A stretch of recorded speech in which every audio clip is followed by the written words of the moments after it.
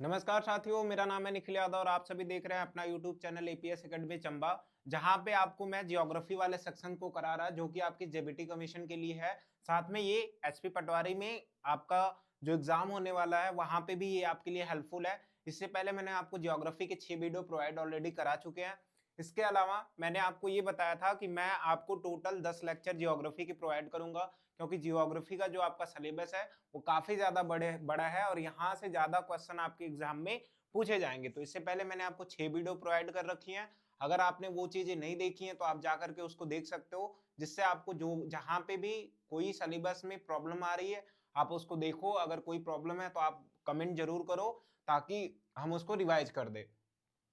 आज हम क्या पढ़ने वाले हैं? आज हम यहाँ पे देखेंगे पॉपुलेशन, जो कि आपके सिलेबस का पार्ट है और इसमें हम कुछ चीजें इंपॉर्टेंट होती है उसके बारे में देखेंगे कि आपके एग्जाम में कैसे क्वेश्चन पूछे जाते हैं। इसके अलावा इससे बनने वाले जो भी आपके एमसीक्यू होंगे उसके बारे में हम यहाँ पे डिटेल में देखेंगे। तो आइए पहले हम क्या करते हैं, आपके सिलेबस को जैसे डेली देखते हैं वैसे ही देख लेते हैं कि आपके सिलेबस में कहाँ पे ये टॉपिक है और इसके बाद आपके कितने टॉपिक बच जाते हैं। जैसा कि आपको ये सिलेबस दिख रहा होगा, जियोग्राफी का आपने सिलेबस देखा होगा, तो इसमें मैंने आपको कहाँ तक पढ़ा दिया। कल मैं आपको वेजिटेशन के बारे में पढ़ाया था, जहां पे मैंने आपको यहाँ पे मैंग्रोव फॉरेस्ट वाइल्ड लाइफ यहाँ तक मैंने आपको चीजें बता दी थी। आज क्या आपको पढ़ना है, तो आपको यहाँ पे दिख रहा होगा आपका जो टॉपिक है यानी कि पॉपुलेशन, यानी कि पॉपुलेशन का मतलब आपका जनसंख्या वाला टॉपिक। इसके अलावा आपको यहाँ पे पॉपुलेशन साइज एंड डिस्ट्रीब्यूशन के बारे में पढ़ना होगा, इंडिया के पॉपुलेशन के बारे में पढ़ना होगा। इसके अलावा आपको यहाँ पे इंडिया की जो पॉपुलेशन है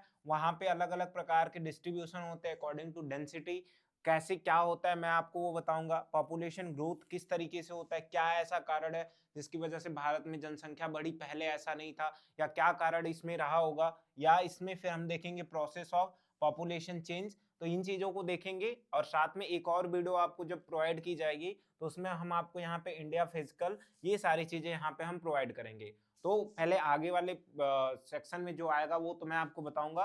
फिलहाल में हम यहाँ पे पॉपुलेशन वाले टॉपिक को कंप्लीट करेंगे। अब आप यहाँ पे देख लोगे ये लगभग टॉपिक आपका लास्ट ही चल रहा, बचेगा कुछ और टॉपिक जैसे कि आपको यहाँ पे दिख रहा यूनिवर्स एंड सोलर सिस्टम, कुछ इंपॉर्टेंट चीजें होती हैं उसके बारे में डिस्कशन करेंगे। एग्रीकल्चर के अंदर कुछ चीजें हम डिस्कशन कर लेंगे, फिर आपका ये जियोग्राफी वाला सेक्शन कंप्लीट हो जाएगा। तो और एक चीज और, आपको सबसे पहले जो बच्चे अभी चैनल पे पहली बार यहाँ पे आ रहे होंगे चैनल को सब्सक्राइब कर दीजिएगा, साथ में इसे अपने दोस्तों तक शेयर कीजिए ताकि जो भी बच्चे इसकी तैयारी करें सबको ये चीजें मिल सके, सारे लोग इसकी पढ़ाई कर सके और अपने एग्जाम में बेहतर कर सके। तो हम क्या करते हैं यहाँ पे किसकी शुरुआत कर रहे हैं, अपना पहले पॉपुलेशन की। तो सबसे पहले आइए इसकी शुरुआत करते हैं और देखते हैं कि पॉपुलेशन होती क्या है। तो याद रखिएगा पॉपुलेशन का मतलब क्या होता है, जनसंख्या का मतलब क्या होता है। ध्यान से सुनिएगा, क्वेश्चन ऐसे पूछे जाएंगे कहां से वो भी मैं आपको बताते चलूंगा। याद रखिएगा पॉपुलेशन यानी जनसंख्या का मतलब क्या होता है, किसी एक निश्चित भूभाग के अंदर, किसी एक निश्चित एरिया के अंदर अगर कुछ लोग निवास कर रहे हैं तो ये क्या कहलाएंगे, वहां के जनसंख्या कहलाएगी या उस जगह की जनसंख्या कहलाएगी। तो इसी को यानी कि लोगों की जो संख्या है वही क्या कहलाई, आपकी जनसंख्या के नाम से कहलाती है। इसके अलावा इस जनसंख्या जो होती है उसका मेजरमेंट कैसे किया जाता है, तो आपको याद रखना है जो जनसंख्या होती है उसका मेजरमेंट कैसे होता, तो देशों के अंदर क्या की जाती है, जनगणनाएं की जाती है, सेंसस एक प्रकार से निकाला जाता है जिसके तहत ये पता चलता है कि देश के अंदर कितनी जनसंख्या है। ऐसी ही हमारे भारत में जनगणना हुई थी 2011 में। अभी फिलहाल में तो ऐसा हुआ नहीं है, तो हमें क्या करना है 2011 को एक आधार मान के, बेस मान के चीजों को देखना है। तो आइए थोड़ा सा देखते हैं क्या आपके लिए लिखा गया है, ध्यान से समझिएगा। आपको दिख रहा होगा यहाँ पे जनसंख्या का आकार, जो कि आपके टॉपिक का पार्ट है। तो क्या इसमें आपको याद रखना है, सबसे पहले जनसंख्या का आकार किसे कहते हैं, किसी देश में रहने वाले कुछ लोगों की संख्या को क्या कहा जाएगा, जनसंख्या का आकार। अगर कम लोग हैं तो बोलेंगे जनसंख्या का जो आकार है वो काफी छोटा है, अगर ज्यादा लोग रहने वाले हैं तो याद रखिएगा उसको क्या कहेंगे, जनसंख्या का जो आकार है वो आपका छोटा है। तो यानी कि पहला पॉइंट हो गया, हम जान गए कि जनसंख्या का आकार क्या होता है। दूसरी चीज, जो भारत में जनसंख्या मैंने आपको बताया जो जनगणना होती है, जो एक प्रकार से ये बताता है कि हमारे देश में कितनी जनसंख्या है, तो वो कितने सालों पे होती है, तो आपको याद रखना है ये आपका 10 सालों पे होती है। कितनी सालों पे, तो सर ये होता है 10 सालों पे।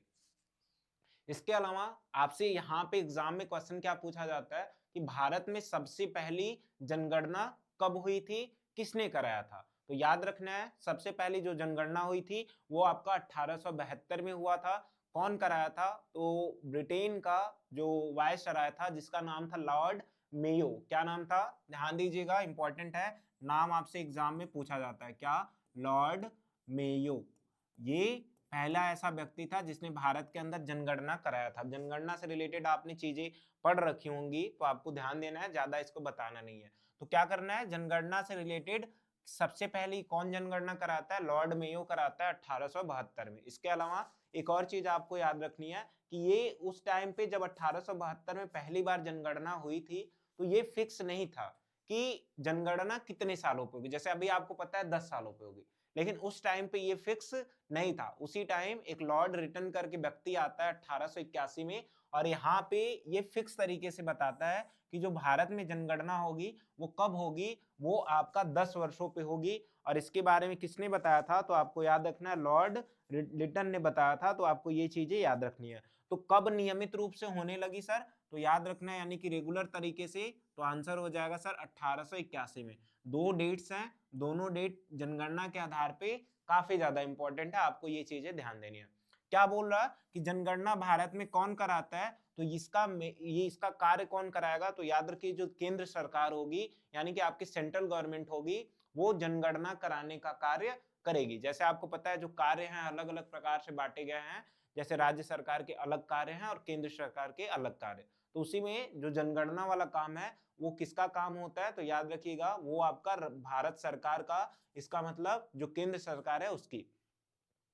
अगर 2011 की जनगणना के अनुसार देखें तो विश्व में सबसे ज्यादा जो जनसंख्या है वो किसकी थी? चीन की।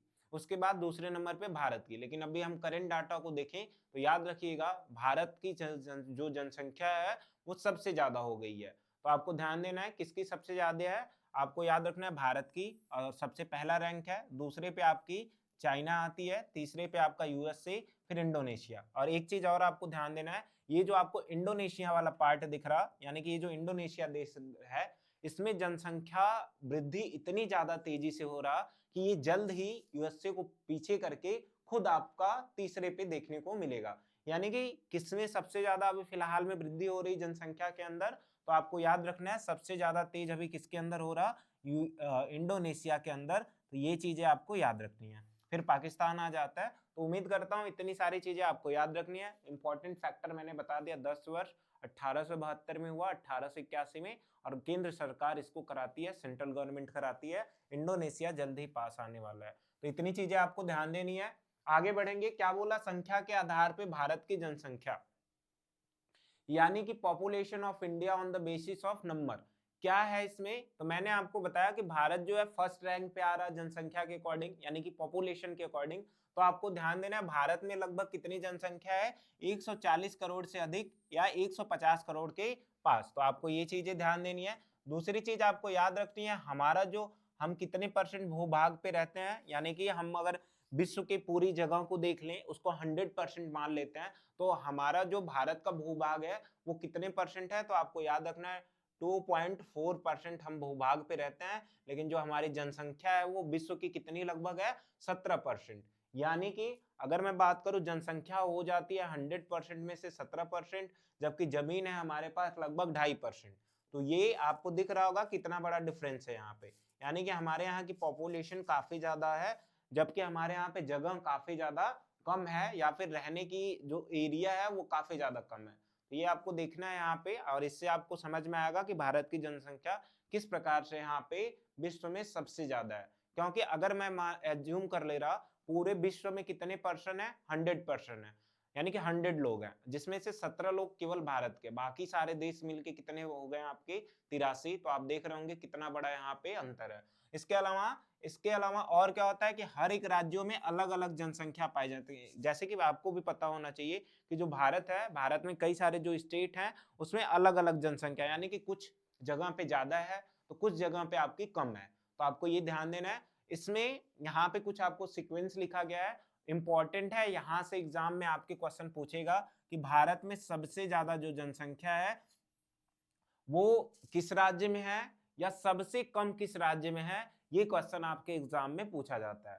तो आपको दिख रहा होगा सबसे अधिक जनसंख्या वाले राज्य में जो फर्स्ट रैंक पे आता है वो कौन है, आपका उत्तर प्रदेश। लगभग कितना, तो याद रखिएगा 23 से 24 करोड़। ये आपसे डाटा नहीं पूछा जाएगा कितना से कितना, बस मैं आपको बता दे रहा, 23 से 24 करोड़ यहाँ पे पाए गए। कहाँ पे, आपके उत्तर प्रदेश में। दूसरे रैंक पे आपका आ जाता है महाराष्ट्र। कौन सा, तो सर महाराष्ट्र। तीसरे रैंक पे आपका आ जाएगा बिहार। 4 पे आ जाएगा आपका पश्चिम बंगाल। अगर मैं इसी में आंध्र प्रदेश को ऐड कर दूं तो याद रखिएगा ये 5 ऐसे स्टेट हैं जो लगभग भारत का 40 से 50% जनसंख्या को खुद के अंदर या फिर कंटेन करके रखे हुए हैं। तो दिख रहा होगा उत्तर प्रदेश, महाराष्ट्र, बिहार, पश्चिम बंगाल। अगर मैं बात करूं कि विश्व में सबसे ज्यादा जो जनसंख्या है वो किस महाद्वीप के अंदर है, तो आपको पता चलेगा चाइना सबसे ज्यादा जनसंख्या रखता है और भारत रखता है। और ये किस में है, आपका एशिया में। तो कौन सा महाद्वीप आ जाएगा, कौन सा कॉन्टिनेंट, आपको पता चलेगा कि जो हमारा एशिया महाद्वीप है उसके अंदर सबसे ज्यादा जनसंख्या है। अब बात करते हैं कम जनसंख्या सर, आपका सिक्किम में पहले रैंक पे है, ये फर्स्ट पे है। दूसरे पे आपका अरुणाचल प्रदेश है।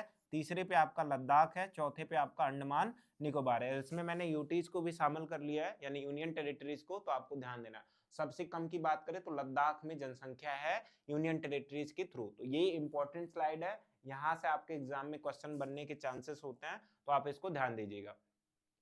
फिर से वही चीजें आपको लिखी गई मिलेंगी। क्या यहाँ पे बोल रहा, आपसे बोला जनसंख्या घनत्व के आधार पे, क्या बोल रहा, जनसंख्या घनत्व के आधार पे वितरण, यानी कि इंडियाज पॉपुलेशन।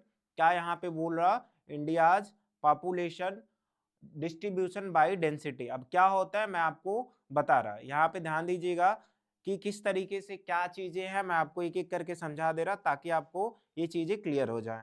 जस्ट 1 मिनट रुक जाइए, मैं भी आपको बता दे रहा। तो यहाँ पे एक चीज आपको ध्यान देना है कि सबसे पहले ये जो जनसंख्या घनत्व तो आपको वर्ड दिख रहा, इसका मतलब क्या होता है। तो याद रखिएगा, जैसे मैं ये कहूँ कि 1 किलोमीटर के अंदर कितने सारे लोग रहेंगे, उसी को हम क्या कहते हैं, याद रखिए, उसी को हम लोग जनसंख्या घनत्व के नाम से जानते हैं। जब मैंने क्या बोला, 1 किलोमीटर के अंदर जितने सारे लोग रहेंगे वही क्या है, इस देश का कह सकता हूं जनसंख्या घनत्व है।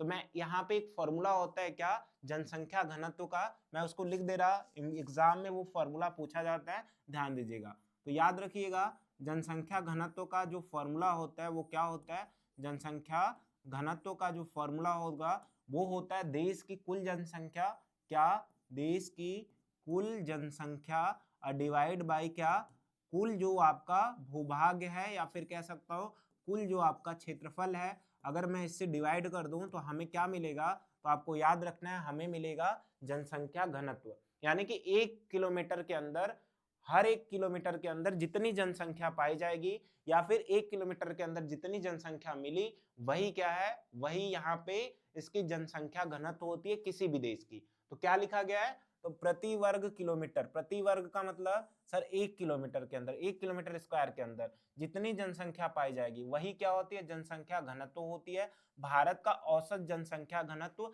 460 आपको यहाँ पे लिखा हुआ दिख रहा होगा, ये डाटा है आपका 2011 के अकॉर्डिंग। लेकिन अगर मैं बात करूं फिलहाल में जो आपका वर्तमान डाटा है वो कितना है, तो आपको याद रखना है जो आपका करंट यहाँ पे डाटा मिलता है वो कितना है, तो याद रखिएगा करंट डाटा है आपका 497। इस चीज को याद रखिएगा, 497 2026 के अंदर है, ये चीजें याद रखिएगा। बोला सबसे ज्यादा जनसंख्या घनत्व वाले क्षेत्र, यानी कि ऐसी जगह जहां पे कम जनसंख्या घनत्व है, यानी कि 1 किलोमीटर के अंदर बहुत कम लोग रहते हैं, सबसे कम कौन सा ये है, तो आपको याद रखना है थार मरुस्थल। यानी एक प्रकार से राजस्थान में ऐसी चीजें होती हैं कि 1 किलोमीटर के अंदर बहुत सारे कम ही लोग रहते हैं। और सबसे ज्यादा किस में रहेंगे सर, उत्तर भारत में, जिसमें स्पेशली आपका उत्तर प्रदेश है, क्योंकि वहां की जनसंख्या ज्यादा है, तो वहां पे एक प्रकार से कह सकता हूँ वहां का जनसंख्या घनत्व भी ज्यादा होगा। इसके अलावा फिर हिमालयी क्षेत्र यानी कि पर्वतीय प्रदेश, लद्दाख हो गया, अरुणाचल प्रदेश हो गया। इसके अलावा बात करें तो केरल में इसके बाद दूसरे नंबर पे पश्चिम बंगाल और आपका बिहार, तो ये आपको दिख रहा होगा। इंपॉर्टेंट स्लाइड है, यहाँ से आपके एग्जाम में क्वेश्चन पूछे जाएंगे, तो आप इसको याद रखिएगा। आगे बढ़ते हैं, आगे क्या बोला, जनसंख्या वृद्धि। अब पहले भारत में जनसंख्या क्यों नहीं बढ़ती थी और अब क्यों भारत में जनसंख्या इतनी तेजी के साथ बढ़ी है, तो आपको याद रखना है पहले के टाइम में होता क्या था कि लोगों की मृत्यु ज्यादा होती थी। क्यों? क्योंकि आपका एक प्रकार से मेडिकल सुविधाएं नहीं थी, तो लोगों को मिलता नहीं था, तो उससे क्या होता है, उनकी मृत्यु हो जाती है। लोगों को सुविधाएं अलग अलग प्रकार की नहीं थी, भोजन की सुविधा नहीं थी, तो इसलिए मृत्यु हो जाती थी। अकाल पड़ जाता था, सूखा पड़ जाता था, बाढ़ आ जाती थी, आपदा आता था, जिसकी वजह से जनसंख्या भी वहां पे डेथ हो जाती थी, यानी लोगों की मृत्यु, जिसकी वजह से भी जनसंख्या कम नहीं थी। अब यही सारी फैसिलिटी मिलने लगी है, तो किसी भी प्रकार की कोई दिक्कत हो ही नहीं रही। जो आपका जन्म दर है यानी कि बर्थ रेट है वो काफी ज्यादा है, जबकि मृत्यु दर आपकी काफी ज्यादा कम है। तो वही आपका यहाँ पे लिखा हुआ मिलेगा, इसके बारे में पढ़ लेते हैं। क्या बोला, किसी भी निश्चित समय में जनसंख्या में होने वाली वृद्धि को क्या कहते हैं, जनसंख्या वृद्धि। इसके क्या कारण है, तो उच्च जन्म दर, यानी कि ज्यादातर जो बच्चों का जन्म ज्यादातर हो रहा, यानी कि किसी भी प्रकार की कोई दिक्कत नहीं है, तो लोग जो बच्चे हैं वो इजिली आपको मतलब कि मिल जा रहे हैं, या उनका जन्म इजिली हो जा रहा है। इसके अलावा पहले क्या, मेडिकल सुविधा ना होने की वजह से काफी ज्यादा लोगों की डेथ भी हो जाती थी। मृत्यु दर में कमी आ गई है, क्यों? क्योंकि सारी सुविधाएं मिल जा रही, किसी प्रकार का अगर कोई भी डिजीज हो रहा तो लोग उससे बच जा रहे हैं, तो डेथ तो होगी नहीं। तीसरी, चिकित्सा सुविधाएं, मेडिकल वाला डेवलपमेंट हो गया है। और इसके अलावा अशिक्षा एवं बेरोजगारी है, यानी कि कई ये जो आपका अनएजुकेशन और साथ में बेरोजगारी जैसी भी समस्या हो रही है, इसके कारण क्या है। इसके अलावा समतल भूमि, मतलब जैसे मैंने आपको बताया था कि जो भारत का उत्तरी भाग है, उत्तरी मैदान है, वहां पे काफी ज्यादा जनसंख्या पाई जाती है, क्योंकि उपजाऊ भूमि है, वहां पे ज्यादा खेती की जाती है, फसलें उगती हैं, लोगों को खाने पीने की ज्यादा व्यवस्था है। उपजाऊ मिट्टी भी हो गया इसका आंसर। जल की उपलब्धता भी है, परिवहन एवं रोजगार भी है, ये सब क्या है, जनसंख्या वृद्धि के कारण है। तो आपको लिखने को नहीं मिलेंगे, अगर पूछ लिए जाएंगे तो आप इसमें से बता सकते हो। कुछ चीजें और है, लास्ट है, जनसंख्या परिवर्तन की प्रक्रिया क्या है, यानी कि प्रोसेस ऑफ पॉपुलेशन चेंज क्या है, क्या ऐसा हुआ है जिसकी वजह से जनसंख्या बढ़ रहा।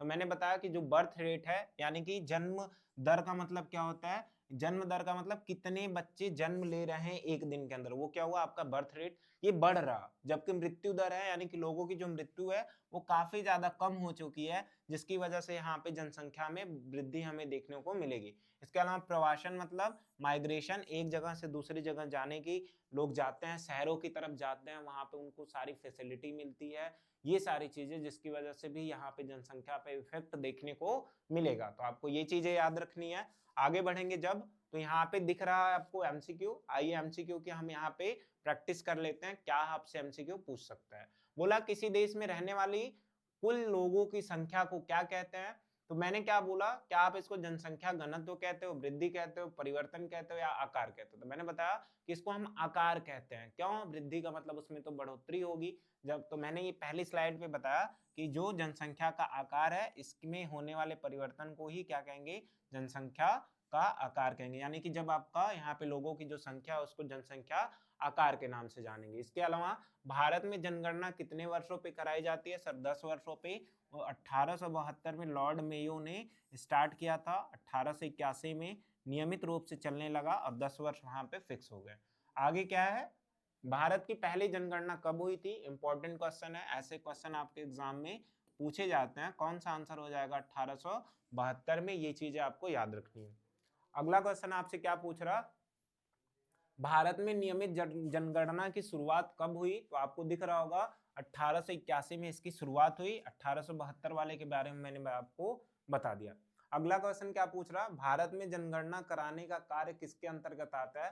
तो मैंने बताया जो सेंट्रल गवर्नमेंट होता है इसके अंतर्गत ये कार्य होता है, यानी कि जो हमारी केंद्र सरकार होगी यही क्या होती है, जनगणना को कराती है। तो ये चीजें आपको ध्यान देना है, पूछा जाता है ऐसे क्वेश्चन, तो आप इसको याद रखिएगा। अगला क्वेश्चन आपसे क्या पूछ रहा, 2026 अनुमानित के अनुसार विश्व में सर्वाधिक जनसंख्या वाला देश कौन सा है? तो मैंने आपको बताया कि जो भारत है उसकी जनसंख्या सबसे ज्यादा हो चुकी है, और जो कि कितना, लगभग 140 करोड़ से ऊपर है ये जनसंख्या। तो आपको ध्यान देना है। दूसरे नंबर पे जो आता है, पहले पे आपका आएगा भारत, भारत आ जाता है, दूसरे पे आपका आ जाएगा चीन, और तीसरे पे आपका आ जाएगा यूएसए, चौथे पे इंडोनेशिया के बारे में मैंने आपको बताया। तो आप ये सारा सीक्वेंस याद रखिए, ऑप्शन नंबर सी इसका करेक्ट हो जाता है। आगे बढ़ेंगे, भारत की जनसंख्या विश्व की कुल जनसंख्या का लगभग कितना प्रतिशत है? इंपॉर्टेंट क्वेश्चन है, आप इसको याद रखिएगा। तो ध्यान दीजिए, भारत की जो जनसंख्या है वो आपका विश्व की कुल जनसंख्या का लगभग 17% है। अगर मैं बात करूं कि चाइना का कितना होगा सर, वो भी 14, 15, 16 जो भी परसेंट होगा, तो मिल करके ये लगभग खुद ही 1/3 आपका जनसंख्या रख रहे हैं, दो ही देश। तो आपको दिखेगा कि एशिया में क्यों ज्यादा जनसंख्या पाई जाती है। इसके अलावा कितने हैं सर? आंसर आपको ये तो दिख ही रहा होगा, ऑप्शन नंबर सी इसका करेक्ट हो जाएगा, 144 करोड़ से अधिक। तो ये चीजें आपको याद रखनी है, ऐसे क्वेश्चन नहीं, डाटा से रिलेटेड नहीं पूछा जाएगा। आगे क्या बोला, निम्न में से कौन सा देश तेजी से बढ़ती जनसंख्या के कारण भविष्य में तीसरा सबसे बड़ा जनसंख्या का देश बनने की ओर है? मैंने अभी इसका आंसर बताया आपको कि जो इंडोनेशिया है उसके अंदर इस प्रकार की चीजें हो रही, तो आपको दिख रहा होगा ऑप्शन नंबर डी में ये है, तो ये इसका करेक्ट आंसर हो जाता है, यानी कि ऑप्शन नंबर डी इसका राइट आंसर हो जाता है। ये चीजें आपको याद रखनी है। इसके बाद हम क्या करते हैं, अगले क्वेश्चन की तरफ बढ़ेंगे। क्वेश्चन नंबर आपका 10 क्या बोल रहा आपसे, बोल रहा कि भारत का सर्वाधिक जनसंख्या वाला राज्य कौन सा है? तो मैंने बताया था कि इस तरीके के क्वेश्चन आपके एग्जाम में पूछे जाते हैं, तो आप इसको ध्यान दीजिएगा। कौन सा है, इंपॉर्टेंट क्वेश्चन है, लिख लीजिएगा इसको। तो आपको दिख रहा होगा सबसे ज्यादा जो है वो आपका उत्तर प्रदेश में पाया जाता है, फिर आपका महाराष्ट्र में। तो कौन सा आंसर हो जाएगा? ऑप्शन नंबर डी इसका करेक्ट आंसर हो जाएगा। ये चीजें आपको याद रखनी है। अगले क्वेश्चन की तरफ बढ़ते हैं। क्या पूछ रहा है आपसे, निम्न में से कौन सा राज्य कम जनसंख्या वाले क्षेत्रों में शामिल है? यानी कि कौन सा ऐसा इसमें से राज्य आपको दिख रहा जिसमें जो जनसंख्या है वो आपकी काफी ज्यादा कम है? तो मैंने आपको बताया जो आपका सिक्किम वाला पार्ट है वहां पे जनसंख्या में काफी ज्यादा कमी है। एक तो पहली बात वो छोटा है, दूसरा वो पहाड़ी इलाका है, पर्वतीय इलाका है, ऐसी चीजें। तो बिहार हो जाता है? नहीं, बिल्कुल गलत है। कौन सा हो जाएगा? ऑप्शन नंबर सी इसका करेक्ट हो जाएगा। तो ये चीजें आपको याद रखनी है। तो ऑप्शन नंबर सी इसका करेक्ट हो गया। और क्वेश्चन देखते हैं कि 12वां क्वेश्चन आपसे क्या पूछ रहा, निम्न में से कौन सा केंद्र शासित प्रदेश जनसंख्या मतलब कौन सा केंद्र शासित प्रदेश कम जनसंख्या वाला है? तो मैंने आपको बताया जो हमारा लद्दाख है, जो कि जम्मू कश्मीर के ऊपर पाया जाएगा, वहां की जो जनसंख्या है वो सबसे कम पाई जाती है। इसके बारे में मैंने आपको बताया। तो कौन सी है? तो आपको यहाँ पे दिख रहा होगा ऑप्शन नंबर बी इसका करेक्ट हो जाता है, ये आपको ध्यान देना है। तो यहाँ पे बी वाला करेक्ट हो गया। आगे बढ़ते हैं, अगला क्वेश्चन क्या बोल रहा, प्रति वर्ग किलोमीटर जनसंख्या की संख्या को क्या कहते हैं? तो मैंने आपको बताया जो आपका पॉपुलेशन डेंसिटी होती है वो क्या होती है। तो मैंने आपको बताया जो टोटल आपकी पॉपुलेशन होगी, क्या आपकी जो टोटल पॉपुलेशन होगी, और साथ में आपका क्या होगा, टोटल जो एरिया होगा, इसको जब डिवाइड करेंगे तो यहाँ पे आपको क्या मिलेगा, पॉपुलेशन डेंसिटी देखने को मिलेगी। तो कौन सा आंसर हो जाएगा, जनसंख्या घनत्व। तो ऑप्शन नंबर सी इसका करेक्ट हो जाता है। तो आप इसको याद रखिएगा। आगे बढ़ते हैं, ये क्वेश्चन भी पूछा जाता है। अगला जो आपसे क्वेश्चन पूछ रहा क्या कि भारत का औसत जनसंख्या घनत्व लगभग कितना है?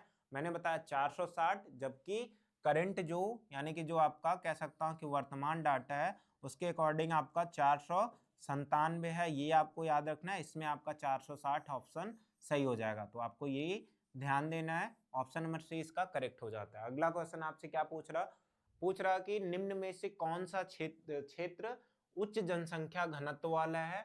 तो क्या थार मरुस्थल है सबसे कम पे है? याद रखिएगा, सबसे कम पे कौन है, थार मरुस्थल है। सबसे ज्यादा पे क्या लद्दाख है? बिल्कुल नहीं, हिमालयी क्षेत्र भी नहीं है, उत्तर भारत का मैदान है, क्योंकि यहाँ पे नदियां हिमालय से निकल के आती है, अच्छी भूमि मिलती है, वहां पे कह सकते हैं कि उत्पादन ज्यादा बेटर होता है, जिसकी वजह से होगा क्या, उत्पादन बढ़िया होने की वजह से वहां पे जनसंख्या भी ज्यादा पाई जाएंगी, उनको हर एक प्रकार की फैसिलिटी भी मिलेगी। तो ऑप्शन नंबर डी इसका करेक्ट हो जाएगा। अगला क्वेश्चन आपसे क्या पूछ रहा, निम्न में से कौन सा क्षेत्र निम्न जनसंख्या घनत्व वाला है? तो मैंने क्या बताया कि जो अभी थार मरुस्थल है, यानी कि हमारा जो डिजर्ट है थार डिजर्ट, उसके अंदर जो है जनसंख्या घनत्व काफी ज्यादा कम पाई जाती है। क्यों? क्योंकि वहां पे आपको पता है पानी की सुविधाएं नहीं है, ज्यादातर फैसिलिटीज उपलब्ध नहीं है, वहां पे उत्पादन ज्यादा नहीं होता है, जिसकी वजह से क्या होगा, वहां पे जनसंख्या बहुत कम निवास करेगी, तो वहां की जो जनसंख्या होती है वो काफी ज्यादा आपकी कम हो जाती है। अगले क्वेश्चन की तरफ बढ़ेंगे, क्वेश्चन नंबर 17, किसी निश्चित समय में जनसंख्या में हो रही वृद्धि को क्या कहेंगे? सिंपल क्वेश्चन है, जनसंख्या वृद्धि यानी कि पॉपुलेशन ग्रोथ के नाम से जानेंगे, तो ये आपको ध्यान देना है। अगला क्वेश्चन आपसे क्या पूछ रहा, भारत में जनसंख्या वृद्धि का मुख्य में से कौन सा कारण है? कम जन्म दर। ये तो पता है कि आपको जो बर्थ रेट, कम जन्म दर का मतलब बर्थ रेट आपकी ज्यादा है, इसके अलावा कम है। पहले वाले में ऑप्शन में कम बोल रहा, दूसरे वाले में बोला बर्थ रेट आपकी ज्यादा है। अधिक प्रवासन का मतलब मोर माइग्रेशन हो रहा।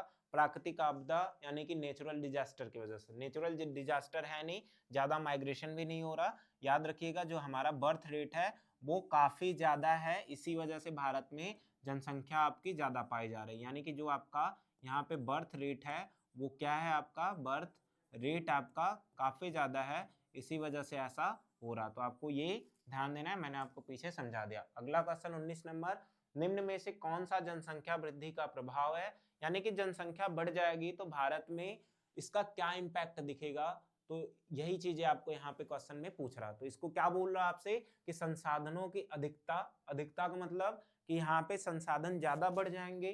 क्या जनसंख्या बढ़ने से संसाधन बढ़ेंगे? नहीं, बिल्कुल। संसाधन का मतलब जो यूज करने वाली चीजें हैं, तो जब जनसंख्या बढ़ेगी तो संसाधन तो कम होंगे, क्योंकि जनसंख्या ज्यादा उसका उपयोग करेगी, लोग उसका ज्यादा उपयोग करेंगे संसाधन का। आगे मैं अभी अगले वीडियो में वही पढ़ाऊंगा संसाधन। आगे रोजगार बढ़ेगा? बिल्कुल नहीं, जब जनसंख्या बढ़ेगी तो रोजगार घटेगी। बेरोजगारी बढ़ेगी? हाँ बिल्कुल, बेरोजगारी आपकी बढ़ेगी। औद्योगिक विकास तो नहीं होगा, इसमें क्या होगा आपका बेरोजगारी बढ़ेगी, यानी कि अनएम्प्लॉयमेंट आपका बढ़ेगा। तो इसका ये एक प्रकार से इम्पैक्ट आपको दिख रहा होगा। इसके अलावा क्वेश्चन नंबर 20, जनसंख्या परिवर्तन के कितने प्रमुख घटक है? 3 है, मैंने आपको बताया। ये क्वेश्चन आपके लिए इंपॉर्टेंट नहीं है, बट मैंने इसमें डाल दिया है, आप इसको ध्यान दीजिएगा। ये उतना इंपॉर्टेंट नहीं है, मत इसको याद मत रखिएगा। आगे बढ़ते हैं, आगे कुछ क्वेश्चंस आपको और है। निम्न में से कौन सा जनसंख्या परिवर्तन का प्रमुख घटक नहीं है? मैंने 3 बताया, जन्म दर, मृत्यु दर, प्रवासन यानी कि बर्थ रेट, आपका कह सकते हैं यहाँ पे मृत्यु रेट, यानी कि यहाँ पे आपका मृत्यु दर, और प्रवासन मतलब माइग्रेशन। और इसमें से जो आपका यहाँ पे दिख रहा होगा साक्षरता दर, यानी कि लिटरेसी रेट, इसका इससे कोई भी लेना देना नहीं है, क्योंकि पढ़ाई का इसमें नहीं है, इसमें आपको जनसंख्या के बारे में पूछा है, तो आप इसको ध्यान दीजिएगा। आगे क्या बोल रहा कि भारत में जनगणना से संबंधित किस मंत्रालय के अंतर्गत आता है? तो याद रखिएगा जो आपका यहाँ पे भारत में जनगणना कौन कराएगा, तो आपको ध्यान देना है कि यहाँ पे सांख्यिकी मंत्रालय, ये इसका आंसर हो जाएगा। कौन सा? तो आपको ध्यान देना है कि भारत में जो जनगणना है, गणना कौन कराता है, जनगणना कौन सा मंत्रालय कराता है, कौन सा मंत्रालय? तो इसको मैं आप अभी छोड़ दे रहा है, इसका मैं थोड़ा सा आंसर आपको बता दूंगा। पहले हम क्या करते हैं, आगे के क्वेश्चन को देख लेते हैं। याद रखिएगा इसमें है क्या कि जो पूछ रहा कि जनगणना कौन कराता है, तो याद रखिए सबसे पहले इसको तो किसके अंतर्गत आता है, आपका केंद्र सरकार के, यानी कि सेंट्रल गवर्नमेंट के अंदर आएगा। और दूसरी चीज इसमें कौन कराएगा, वित्त मंत्रालय तो कराएगा नहीं, और मानव संसाधन मंत्रालय, याद रखिएगा ये रिसोर्सेज के बारे में कार्य कराएगा। और सांख्यिकी मंत्रालय ये भी नहीं होगा, जो इसका आंसर हो जाएगा वो क्या हो जाएगा, आपका गृह मंत्रालय। ये बात आपको ध्यान देनी है। अगले क्वेश्चन की तरफ बढ़ेंगे, और क्या बोला, भारत की जनगणना किस सिद्धांत पर आधारित है? बिल्कुल ध्यान नहीं देना है, ऐसे क्वेश्चन आपके एग्जाम में नहीं पूछे जाएंगे। आगे बढ़ेंगे, क्या बोल रहा कि जनसंख्या घनत्व की गणना कैसे की जाती है? तो मैंने बताया कि जो जनसंख्या घनत्व है उसमें हम क्या करेंगे, कुल जनसंख्या में क्या करेंगे, कुल जनसंख्या में आपका कुल क्षेत्रफल से डिवाइड करेंगे। कई बार 2 बार ये फॉर्मूला बताऊं, याद रखिएगा, ये एग्जाम में पूछा जाता है, ये फॉर्मूला पूछा जाएगा। तो ऑप्शन नंबर 20 का करेक्ट आंसर हो जाएगा। अगला क्वेश्चन आपसे क्या पूछ रहा, बोल रहा कि निम्न में से कौन सा कारण जनसंख्या के असमान वितरण के लिए है? यानी कि कहीं पे जनसंख्या ज्यादा, कहीं पे जनसंख्या कम, इसका मेन कारण क्या है? तो क्लाइमेट तो होता ही है, कहीं पे ठंडी कहीं पे गर्मी, इस तरीके की चीजें। दूसरी अलग अलग प्रकार की स्थलाकृति का मतलब कहीं पे आपका मैदान है, कहीं पे आपका डिजर्ट है। और तीसरी चीज आपका रोजगार के अवसर, ये भी उस पर इफेक्ट करता है। तो यानी कि सारे इस पे इफेक्ट करेंगे, तो ऑप्शन नंबर डी इसका करेक्ट हो जाएगा। अगला क्वेश्चन आपसे क्या पूछ रहा, निम्न में से किस क्षेत्र में जनसंख्या घनत्व तो सबसे कम है? ये दोबारा से रिपीट हो गया, ऑप्शन नंबर सी इसका करेक्ट हो जाएगा। आगे आपसे क्या पूछ रहा, तो आपको अगला जो क्वेश्चन पूछ रहा वो ये पूछ रहा कि भारत में अधिक जनसंख्या वाले क्षेत्रों की विशेषता क्या है? तो मैंने बताया कि यहाँ पे मैदानी भाग पाए जाते हैं आपकी, जिसकी वजह से वहां पे उपजाऊ भूमि पाई जाएंगी। और उपजाऊ भूमि की वजह से वहां उत्पादन ज्यादा होगा और जनसंख्या वहां पे ज्यादा पाई जाएगी। तो आपको ध्यान देना है कौन सा हो जाएगा, ऑप्शन नंबर सी इसका करेक्ट हो जाएगा, समतल व उपजाऊ भूमि। तो आपको ये चीजें ध्यान देनी है। आगे बढ़ते हैं, अगला क्वेश्चन क्या पूछ रहा है आपसे, निम्न में से कौन सा जनसंख्या वृद्धि का सामाजिक कारण है। तो जनसंख्या क्यों इसमें से बढ़ रही, बेहतर चिकित्सा, औद्योगिकरण, अशिक्षा या प्रवासन। तो याद रखिएगा जो अशिक्षा है ना, अशिक्षा मतलब कि शिक्षा का नहीं होना, जो इसकी वजह से जनसंख्या के ऊपर काफी ज्यादा इम्पैक्ट पड़ता है, ये इसके बारे में आप भी जान रहे होंगे। तो ये चीजें आपको ध्यान देनी है, ऑप्शन नंबर सी इसका करेक्ट हो जाएगा। आगे बढ़ेंगे, अगला क्या है, अगला आप देख रहे होगे कि मृत्यु दर में कमी का मुख्य कारण क्या है, क्योंकि यहाँ पे बेहतर स्वास्थ्य सुविधा मिल रही, इसी वजह से मृत्यु दर में आपकी कमी आ रही। तो इस चीज को आपको ध्यान देना है। आगे बढ़ेंगे, दो क्वेश्चन और आपको दिख रहे होंगे, दो क्वेश्चन और है, देख लीजिए उसको। भारत में जनसंख्या वृद्धि का आर्थिक प्रभाव क्या है, यानी कि भारत की इकोनॉमी पे इसका क्या इम्पैक्ट पड़ता है। तो याद रखिएगा, प्रति व्यक्ति आय में वृद्धि जो कि नहीं होगा, बेरोजगारी में वृद्धि बिल्कुल सही होगा, संसाधनों की उपलब्धता बढ़ना, कम होंगे संसाधन, उत्पादन भी कम होंगे, ये भी गलत हो गया, यानी कि ऑप्शन नंबर बी इसका आपका करेक्ट हो जाएगा, ये आपको ध्यान देना। अगला क्वेश्चन लास्ट है आपका, क्या बोल रहा है आपसे कि निम्न में से कौन सा जनसंख्या परिवर्तन का घटक है। तो आपको इसमें बताया मैंने, जो आपका बर्थ रेट है ये इसका फैक्टर हो जाता है। तो यहाँ पे आपके जितने 31 क्वेश्चन थे वो पूरी तरीके से आपके कंप्लीट हो गए। उम्मीद करता हूँ सारे क्वेश्चन आपको समझ में आए होंगे। बाकी अभी इससे रिलेटेड, आपके पॉपुलेशन से रिलेटेड और भी एमसीक्यू आपके मॉक टेस्ट में कराए जाएंगे। इसके अलावा जो भी टॉपिक पढ़ाए गए हैं सारे आपके मॉक टेस्ट के थ्रू और भी ज्यादा एमसीक्यू प्रैक्टिस कराए जाएंगे, ताकि आपको वहां पे जो तैयारी है आपकी काफी ज्यादा बेटर हो सके, और एग्जाम से पहले आपको ये सारी चीजें करा दी जाएंगी। तो जब मॉक टेस्ट हमारा अप्लाई होगा, लॉन्च होगा, तो हम आपको जरूर इसकी इंफॉर्मेशन देंगे। तो मिलते हैं फिर आपसे नेक्स्ट सेशन में, जो आपका है रिसोर्सेस वाला पार्ट, उसको भी मैं आपको प्रोवाइड कर दूंगा, ताकि आपको किसी भी प्रकार की कोई दिक्कत ना हो। तो उम्मीद करता हूँ आपको ये चीजें पसंद आई होंगी, समझ भी आया होगा। कोई डाउट हो तो आप कमेंट बॉक्स में पूछ लीजिएगा। तो मिलते हैं फिर आपसे अगले सेशन में। अगर आप चैनल पे पहली बार आए थे तो आप चैनल को सब्सक्राइब कर दो, साथ में इसे अपने दोस्तों तक शेयर करो, ताकि सबकी जो तैयारी है वो बेहतर तरीके से हो जाए। धन्यवाद।